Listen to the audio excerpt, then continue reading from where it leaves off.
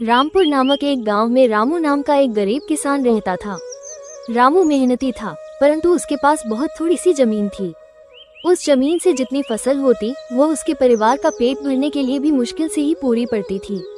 उसकी गरीबी और मेहनत को देखकर गांव के लोग कहते, रामू, इतनी मेहनत का क्या फायदा? तुम्हारा भाग्य ही खराब है जो तुम इतना परिश्रम करने के बावजूद भी गरीब हो। ये सुनकर रामू थोड़ा उदास हो जाता, पर फिर भी वो मेहनत करना नहीं छोड़ता। एक दिन गांव में एक साधु आए। गांव के लोग उनकी बातें बड़े ध्यान से सुनते थे और उन्हें बहुत मानते थे। रामू भी उनके पास गया और अपनी गरीबी और मेहनत की कहानी सुनाई। साधु ने उसे ध्यान से सुना और फिर कहा, तुम्हारी मेहनत जरूर रंग लाएगी बेटा, बस धैर्य रखो और अपनी मेहनत को बढ़ाते रहो। कभी कभी हमारी मेहनत के फल का समय आना थोड़ा देर से होता है, परंतु मेहनत का फल निश्चित रूप से मिलता है। रामू को साधु की बात से थोड़ी हिम्मत मिली और वो और भी मेहनत से खेती में जुट गया।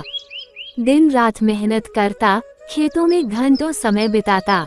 समय बीतता गया, लेकिन रामू की स्थिति में कोई खास बदलाव नहीं आया। फिर भी रामू ने अपने परिश्रम को कभी कम नहीं होने दिया। एक दिन जब रामू अपने खेत में हल चला रहा था, तभी अचानक हल किसी कठोर चीज से टकराया। उसने हल को जमीन से निकाला और देखा कि वहाँ कुछ चमक रहा है। उसने मिट्टी को हटाया तो एक पुरानी धातु की हांडी निकली। उसने हांडी को खोला तो उसकी आंखें चमक उठी। हांडी में सोने की मोहरें भरी हुई थीं। रामू को अपने भाग्य पर यकीन नहीं हो रहा था। उसने साधु बाबा की बात को याद किया कि मेहनत का फल अवश्य मिलता है। रामू ने उन सोने की मोहरों से थोड़ी जमीन और खरीदी और बेहतर बीज और साधन जुटाए। अब उसकी फसल बहुत अच्छी होने लगी और कुछ ही सालों में वह एक समृद्ध किसान बन गया। उसकी मेहनत और भाग्य ने मिलकर उसका जीवन बदल दिया। इस घटना के बाद गांव के लोग भी उसकी तारीफ करने लगे और कहने लगे, देखो, मेहनत का फल मिलता ही है, बस धैर्य रखना जरूरी है। रामू ने अपनी मेहनत और धैर्य से सिद्ध कर दिया कि सच्ची लगन और परिश्रम से किस्मत भी हमारे साथ चलने लगती है। अगर आप सारे लोग इसी तरह का वीडियो देखना चाहते हैं तो मेरा चैनल को सब्सक्राइब और शेयर करना ना भूलें। रामपुर नामक एक गांव में रामू नाम का एक गरीब किसान रहता था। रामू मेहनती था, परंतु उसके पास बहुत थोड़ी सी जमीन थी।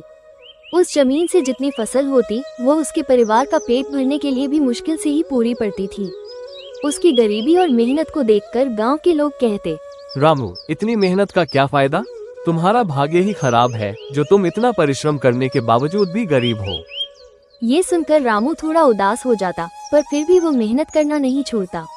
एक दिन गांव में एक साधु आए।